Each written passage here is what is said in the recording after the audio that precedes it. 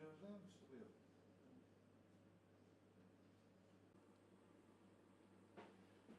Çek abi biraz tabanı.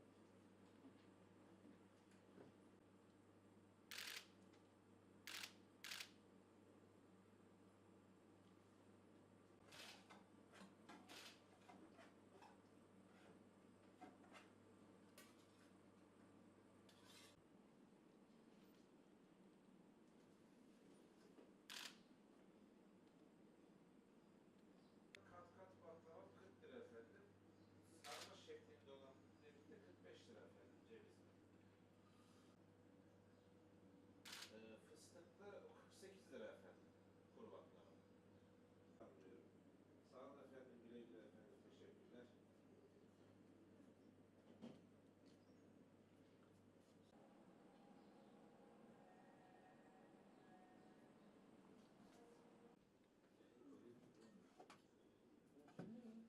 şeyini arttırmışlar.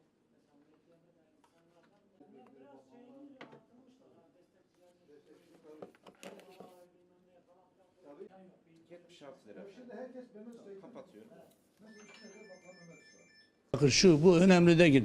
Biz de aslında bir Urfa olarak Antep'i de geçeceğiz inşallah.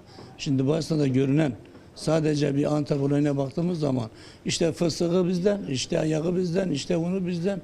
Her şey bizde var ya. Her şeyin başı biziz.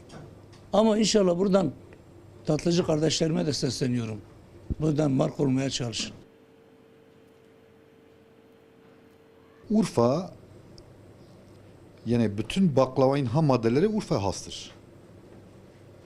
Urfa has olduğu için tabii ki bu bizim için büyük avantaj.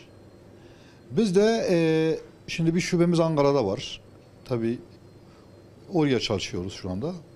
Bir de Türkiye'nin geneline, Güneydoğu'ya mesela Mardin, Diyarbakır, mesela komşu illere gönderiyoruz mesela.